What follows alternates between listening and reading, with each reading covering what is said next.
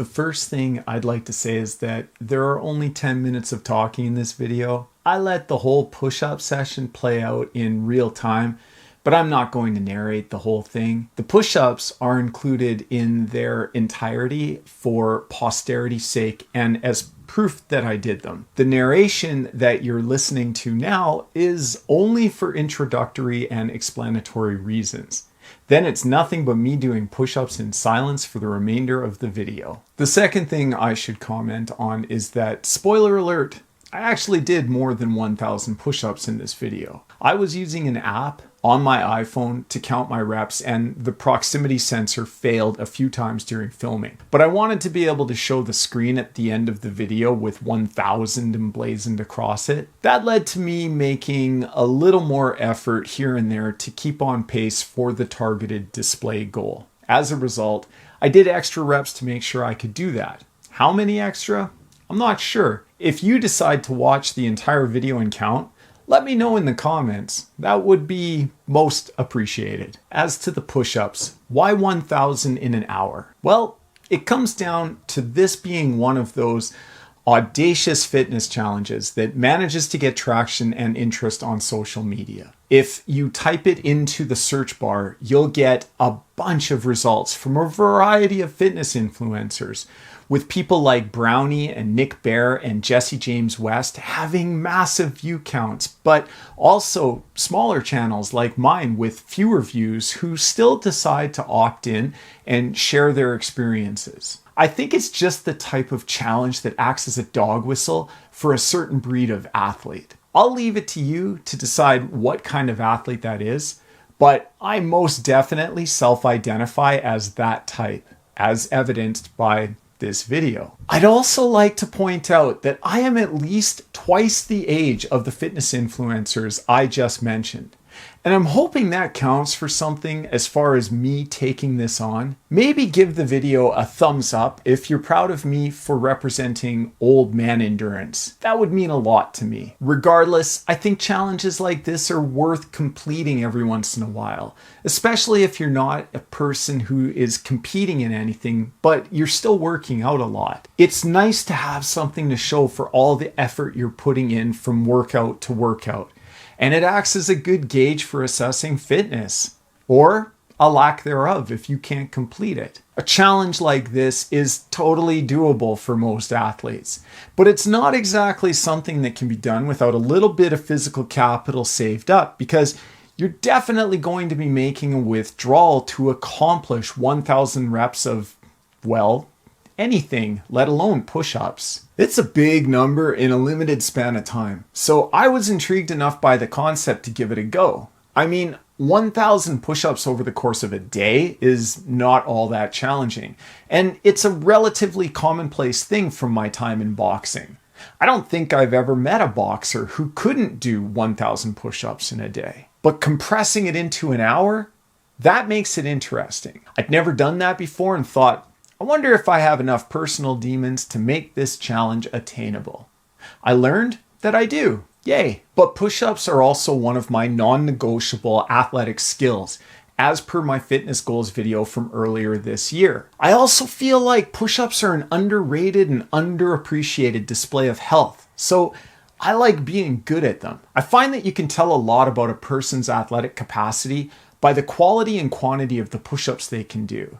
This, of course, assumes a normative function of the anatomy involved. A person who is managing some sort of non-normative or congenital limitation can ignore my opinion on push-ups, especially if they're managing some type of chronic disease or condition that contraindicates an exercise like push-ups. But an otherwise unrestricted athlete who struggles with push-ups is an incomplete athlete as far as my attitude toward them is concerned, which I say as both a person who competes in numerous sports and also coaches others to do the same. Push-ups demonstrate a functional capacity for the upper body in a way that things like barbell or dumbbell pressing don't or can't. The only upper body exercise that might be better than push-ups for this type of observational assessment is pull-ups.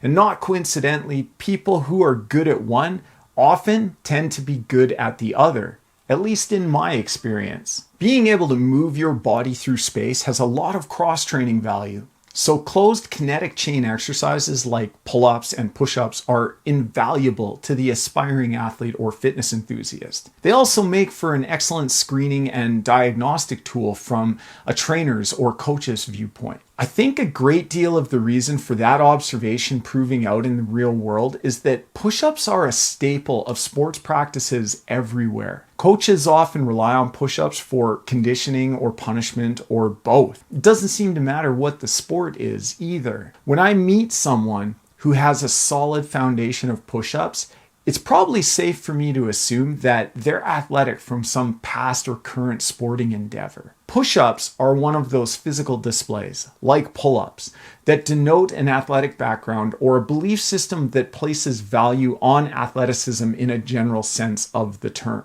This is why I often respond to the whole everyone's an athlete mentality of sports inclusivity with, yes, but not everyone's athletic. We're doing a disservice to all involved by not acknowledging that reality. And even more egregiously, if we're not helping all of these athletes become more athletic through the sports we're introducing them to or allowing them to play. That's an important caveat to recognize. I say that because people often get a false sense of themselves and their abilities due to an overemphasis on making everyone feel special in sports, regardless of the actual athletic qualities being cultivated and displayed. That doesn't mean we shouldn't include everyone, but it does mean that we should be careful in how we build people up. Be positive about a person's participation, but backfill the praise with actual skill training or it will go bad for them. You can't prop up self-esteem with false praise without creating a potentially dangerous psychological and physical gap in that person. The problem is that hierarchies exist in sports, and not being authentic and recognizing that just sets people up for negative experiences and even imposter syndrome. Eventually, they just give up because reconciling that deficit might be too emotionally overwhelming for them. All of that could have been avoided by being honest right from the beginning and through the development of legitimate athleticism in applying the label athlete to the person in question. They're still included and they still get the label of athlete, but we're all working toward a realization of the potential that marries the terms within the person. Any other approach is going to fail. Someone is going to be better than someone else in a sports setting. There's going to be a winner and a loser when competition is part of the process. Podiums rarely have more than 3 finisher placings on them, even if there are dozens of competitors vying for them. Sports are the most results-oriented domains a person can find themselves in, either voluntarily or as a matter of personal development. So sending a bunch of children into a gymnasium for full contact dodgeball, for example, will only serve to make some of them feel like human shields for the ones who actually have some skill. If a game starts to look like Thunderdome after a few minutes of play, it's not a game anymore for some of the kids playing. It's survival. The moment the circumstances move from play to survive, only a small percentage of children, and let's be honest, adults too, are going to stick around. That feeling of learned helplessness that comes along with being what is tantamount to cannon fodder, but on a sports setting instead of a battlefield, will make a person feel like they're not an athlete and ultimately create a barrier to anything even resembling sports participation in the future for them. But it's not about being an athlete. It's about being athletic. So yes, everyone's an athlete just for showing up. But being athletic takes consistent effort over time and sound coaching to go along with it. It's not just a matter of labels either. It's a matter of outcomes. We need to be honest about those, or nobody is going to improve or feel empowered through sport. They will feel cheated or misled though, and nobody wants that. Push-ups are often a byproduct of that consistency in the pursuit of performance in the general population. It's also a relatively egalitarian exercise, accessible to almost everyone and scalable in a way few exercises are, even in the face of physical limitations. That's why the gym closures during the pandemic haven't been all that impactful on my overall fitness. Push-ups and pull-ups form the basis of a lot of my training and can be done anywhere. People complaining about not being able to exercise, especially when it comes to lifting weights specifically, rings a little hollow with me because I can't help but think that there's nothing special about lifting weights that one can't accomplish with body weight exercises alone, at least in a broad sense, and especially in an athletic sense. Specificity is a different matter entirely, but I'm referring to general health and fitness here. We can argue about specificity in another video if that's something that comes up in the comments of this one. But for just working out for health's sake in the pursuit of fitness, solutions are everywhere. Do 1,000 push-ups in an hour.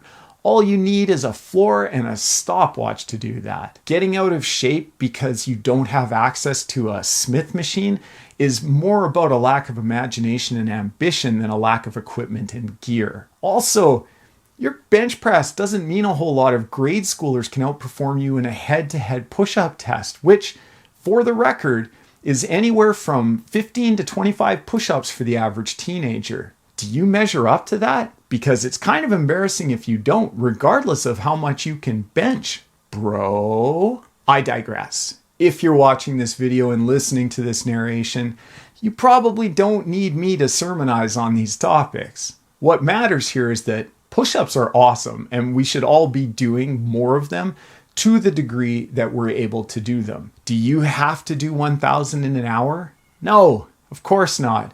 There are numerous options for programming or testing push-ups. Even if you can't do one push-up, there's a program to help you do that. The question I pose with this video isn't, can you do 1,000 push-ups in an hour? The question is, can I do 1,000 push-ups in an hour? That's what I wanted to answer for myself, and it was a yes. But by extension, to those of you watching this, I would ask, do you want to be more athletic? Because push-ups are a great way to achieve that goal. I'm hoping that by sharing this experience with you that you might consider it. Maybe you'll feel some inspiration from this discussion. If you can or want to do 1,000 push-ups in an hour, good for you. Despite the neutral expression on my face at the end of this video, I really enjoyed completing this challenge. Maybe find a push-up challenge that speaks to your individual values and give it a go. Even if you don't play sports or have that aforementioned athleticism I mentioned, you're still an athlete as far as I'm concerned, because it's really just a matter of tapping into some dormant aspect of your physiology. You can even reverse engineer the exact observation I made about athletes generally being good at push-ups by focusing on a push-up challenge and working your way toward a sport as you do so. Working toward being good at push-ups might just be all it takes to unlock that potential and even shift your identity from "I'm not good at sports" to "put me in, coach." You just never know what you'll learn about yourself going from 0 to 1 or 1 to 1,000. But learn you will. And positive change might follow if you're willing to capitalize on the experience. Audacious challenges and personal demons are great for that type of growth.